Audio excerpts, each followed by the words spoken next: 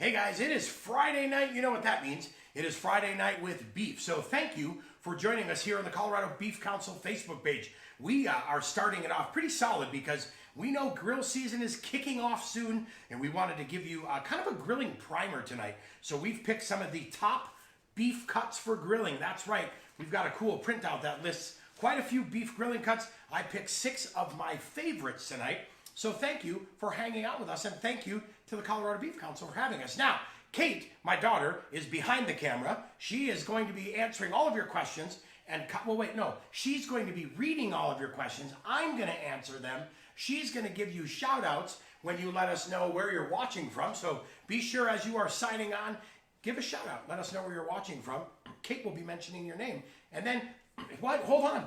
She's going to be asking all the questions to me. I'll be answering, and we're going to go through all this. We've got a fun little live for you tonight. We're going to talk through these 6 cuts, and then I'm going to pick one of my favorites. We're going to have it on the grill and show you, start to finish, how to make the most exceptional steak. Because you want to be the king or the queen of the cul-de-sac with the optimal beef dish at your next grill out, and we are here to help you with that. Kate, go.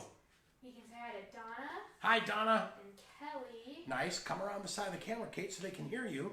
Donna is watching from Michigan. Nice. Donna Grayerbill from Michigan. Good to see Donna. There's a few other people. All right. I love it. Good to see everyone. So we're going to get started. Thanks for joining us. And huge, as always, thank you to Colorado's beef farmers and ranchers. We so appreciate you supporting this, having us on live, and then for providing that amazing beef for our fridges, freezers, and right here in our tummies. We appreciate that as well. So now, listen, Colorado Beef Council. You can go to cobeef.com. That's Colorado Beef Council's Facebook page. I'm sorry, their website, cobeef.com, Colorado Beef Council's website. Up top, there's a tab called Cooking. Click that tab, and it's going to bring you in to all of our recipes, all of our videos. We started doing these lives last February or March of 2020, so we've got quite a few, 24 or 25 different lives. That is also where you can grab tonight's optimal cuts for grilling. So you want to get the best beef cuts for grilling, head to cobeef.com and grab that. All right, Kate, grab the camera. Come in here. Let us talk beef. We're going off the tripod. We're going handheld. Tip it forward. You got it. Tip it forward. Don't worry about the shaking and jittering, folks. That's normal. It is not you. I promise. All right, come on down here. Let's start here. So one of the things I love, you guys, about these optimal beef cuts is I really love beef cuts for everything. I want to find the best, eating skirt steak that I can use for tacos, that I can use on salads, that I can do for fajitas. But then I really love to find great steak cuts that are going to perform well tonight, right? They're going to give me a really good eating experience tonight, but then also going to give us that opportunity to maybe repurpose some leftovers, right? So we can cook once and eat twice. So let's start off here. Skirt steak. So this is inside skirt steak or outside skirt steak. Very similar, right? One comes from the inside, the outside. I find the inside skirt is a little more tender and delicious. This guy is absolutely fantastic. So juicy, so lean, but absolutely great. So I love to use this for hot and fast grilling. Good value in this steak as well. You're going to find a lot of value when you buy skirt steak. Hot and fast grilling. I love to sear it off, slice it against the grain. Make sure you don't go with the grain. I like to slice it against the grain. Use it in tacos, use it in fajitas, put it on salads. Great. I always find when I get one package of skirt steak, I like to grab 2 because then I can grill up enough skirt for tonight. So we've got it for tacos, and then I have it left over for tomorrow. Maybe because Taco Tuesday needs to bleed into Taco Wednesday, and we can have more tacos, and everybody's happy. But skirt steak is great. Like I said, great value, great tenderness, really juicy and delicious as well. All right, let's move over here. This guy right here. This is a flat iron. Flat iron is absolutely one of my favorite cuts. Juicy, delicious, so tender. This is probably one of my favorite grilling cuts. Now, if you look at these, the beauty of it is, check it out. I can get 1, 2, 3, or 4 servings out of that, depending on how big it is. Any questions coming in? Did we forget to tell people? Don't forget, you guys. If you have questions, send them in the chat. Let us know what your questions and leave your comments because Kate is moderating tonight. We want to keep Kate nice and busy. So, like I said, flat iron. This is great. This is going to eat. I think this is basically, in my opinion, like a little bit more flavorful tenderloin. Nice and soft, nice and tender, but just you can see how that marbling plays out really, really nice. This enjoys hot and fast grilling.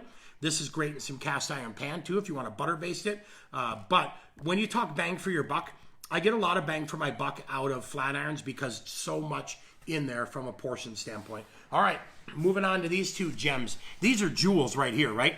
These are absolute jewels. These are our go-to steaks every day. We've got that New York strip steak. We've got that ribeye as well. Strip steak, when you look at the muscles, right? This is the longissimus dorsi muscle. This is the longissimus dorsi muscle as well. It is a non-working muscle. It's basically a non-activity muscle that provides a really good eating, right? So up towards the front of the animal, you're going to have the ribeye. You're going to have a little bit more marbling in here. You're going to have a little bit more fat in that kernel, and then you get that spinalis or that ribeye cap. This is going to be a little bit softer, right?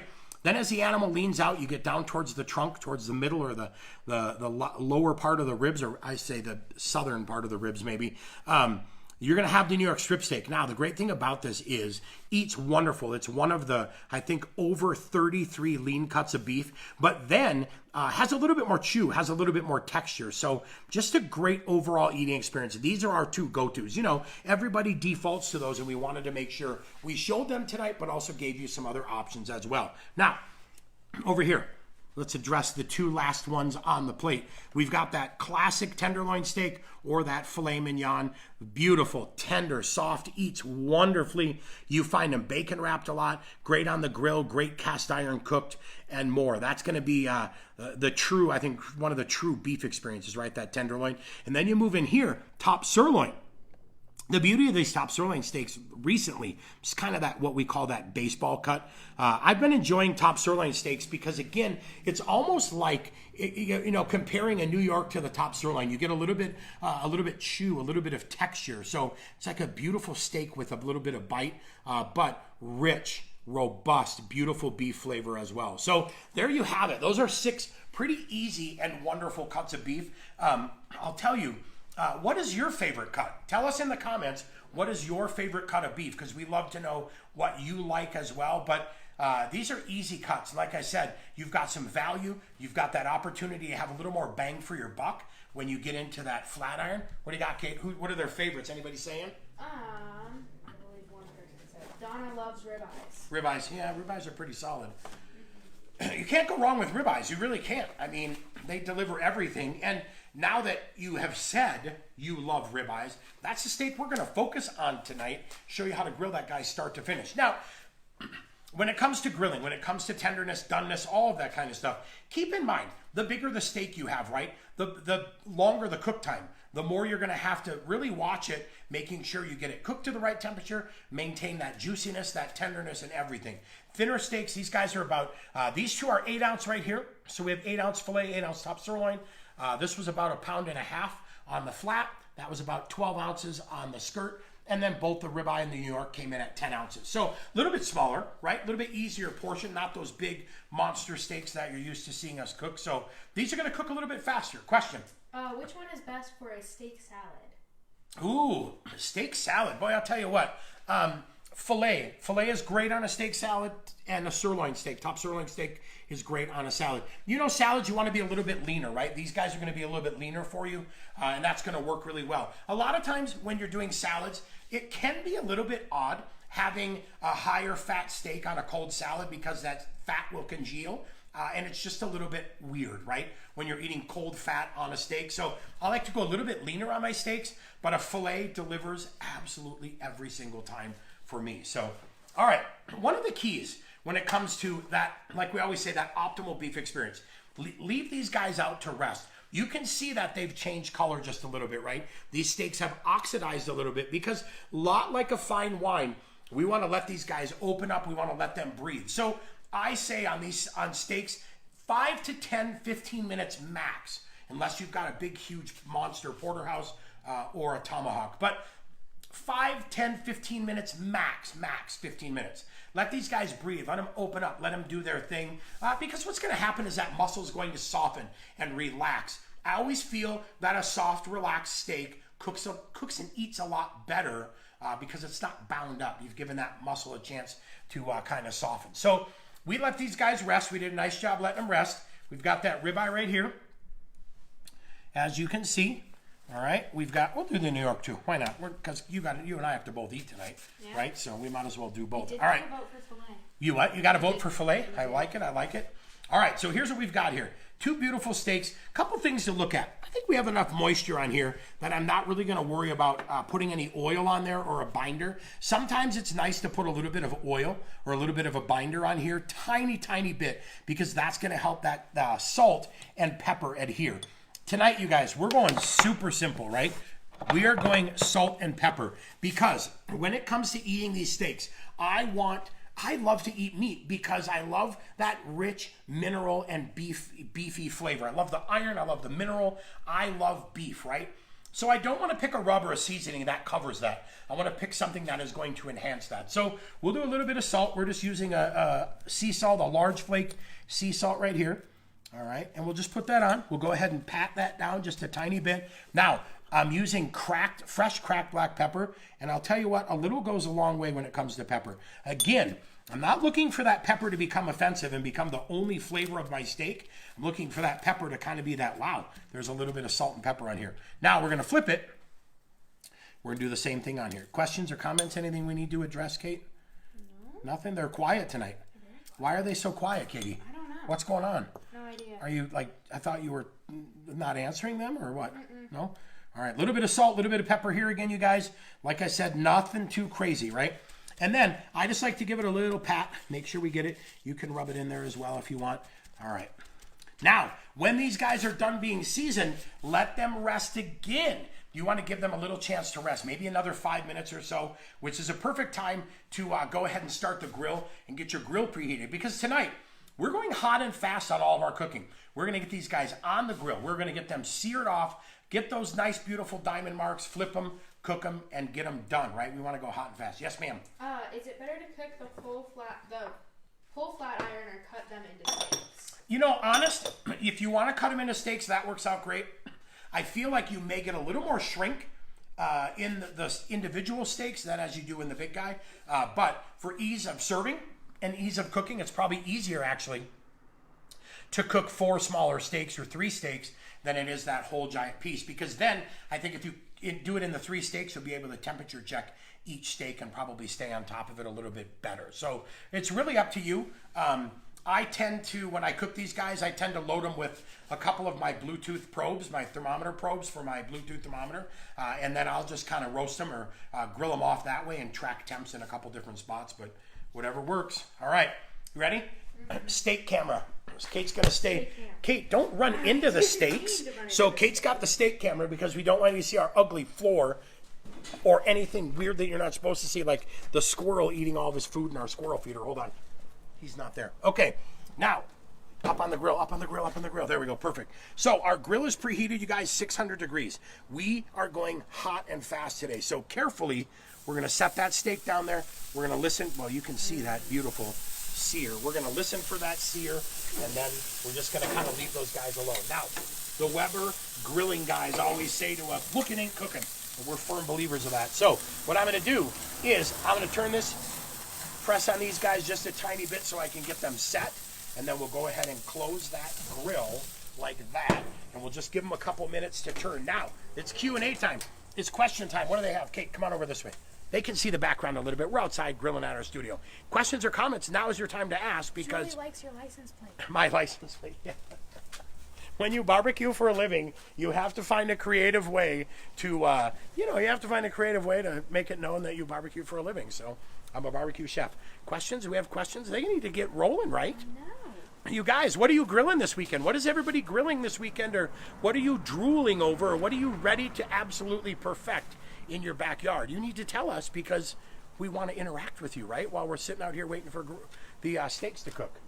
All right. Let me tell you real quick about tongs. Keep in mind, these are a tool, right? These are meant to help you flip those steaks. The more you go at your steak, let's say your steak is seared off like this. If you grab that steak and rip it, you're going to start pulling that steak apart, which is going to ruin that beautiful crust we've made, right? Because we're looking to crust that outside, that Maillard reaction, get that beautiful, like, beefy, just awesome outside of your steak. The more you go at it with tongs, pinch it, pull it, turn it, twist it, all of that, the more you're going to pull that apart, and you're going to lose some of that moisture that we've locked in there. Now, it's normal to lose some of that moisture anyways. What we're trying to do is keep the most amount of it in there that we can. So just be gentle with tongs. Let me show you what I'm talking about. All right, we got, I know, right? Look at that. So I'm going in here carefully. I've got my grill mark set. I'm going to flip it now and go that way. But I'm not going crazy, you guys. I'm basically just lifting that steak and rotating. We got a little guy that fell off there, but we're okay. All right, let's go ahead and close that real quick. You got that? Good. I like to get grill marks on both sides. I want to get those beautiful diamond marks that everybody looks for. So if you notice, we're probably going to go about 4 minutes aside. We're going to go for that medium rare. I've done this today, and these steaks are a little bit thinner. So usually what I'll do is set that steak down, pick it up, rotate it, set it down again so I can get those diamond marks. There's also grill grates out there that have those diamond pattern in it. So basically you set the steak down once, you get all the marks at once. Questions, Katie, anybody? No. Are you kidding me? They're so quiet. Kate, make something up real quick. What do you want to know about beef? That you don't already know. I don't know. I put Kate on the spot. We have a Question. Having New York strip, but they don't have a grill. What are your suggestions? Ooh, I'll tell you. Hold on. We'll let the noisy truck go by. And then we're going to flip this steak. All right, check this out. So, look at this. I have a cast iron pan in here as well, you guys. I will tell you. Oh, look at the grill marks on that baby. And we'll flip that guy too. Don't worry about flare-ups, you guys. That's totally normal. Some of your grills are actually kind of designed to have those flavorizer bars. Some of that fat will come up and give that nice sizzle and give you a little bit of flavor. But look at this. We have a cast iron pan in here, right? That is going to be so perfect when it comes to cooking steaks. You can do this, if you don't have a grill, you could do this on a burner outside.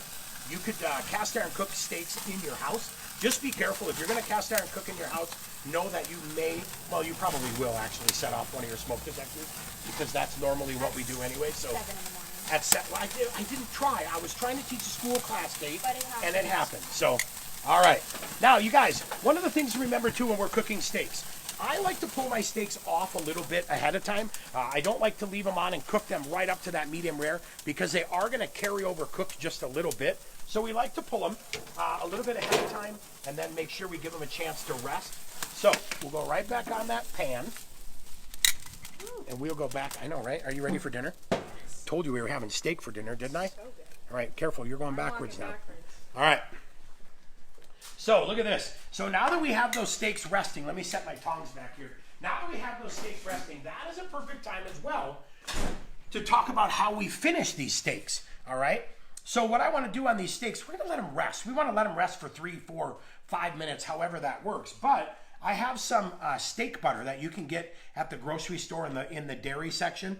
But I want to just put a little butter on there and let that butter melt, because I'll tell you what, a little bit of lemon butter or garlic butter, something in your steak really produces just a great finishing process for your steak. You get a little more flavor in there. Definitely get a little more fat, which is not a bad thing in moderation, right? We'll get this plate out of the way here too. All right, so we'll set that to the side. Now, if you want to, you can easily go back to just a tiny little bit of salt over the top again as a finish as well. Again, I don't want to go too crazy. I do have a little bit of salted butter, but I tell you, a little bit of salt and pepper do a really nice job of just bringing out that rich beef flavor. How's that? Kate's got the camera doing a flyover of the steak, and she's like, I can see her back there drooling. So do we have any last minute questions? We're going to show you what this looks like in the middle here. We do not have any. No questions? All right, you guys. I'll tell you.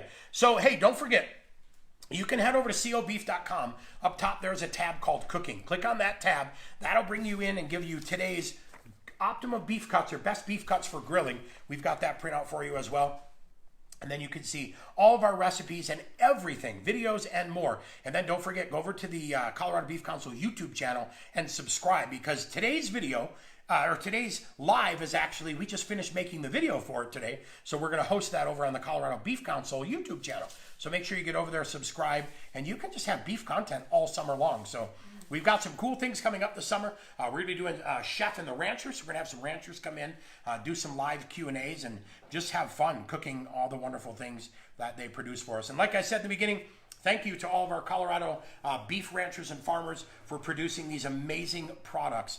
We absolutely appreciate and love you guys so much for doing that. And then if you're looking to buy Colorado beef, go to the Colorado Beef Council's website under Cooking, and there is a locator map click on that cooking tab, click on the where do I buy local beef, and there's a cool little map that will show you ways to get connected with your local beef farmers and ranchers, which, solid question, my dear. How about using a George Foreman grill? Yeah, George Foreman works good. Keep in mind, when you're using the Foreman, a lot like a panini press, you've got hot on the top, hot on the bottom. So that, you know, if we said, I mean, these guys cook fast today. If we said we're cooking 6 minutes aside and you have that Foreman, squishing them down like that, and I don't mean squishing, but you have that pressure on both sides cooking, you may only be looking at an 8-minute cook on your steak, really depending on what level of doneness you want. So a Foreman will work absolutely fantastic.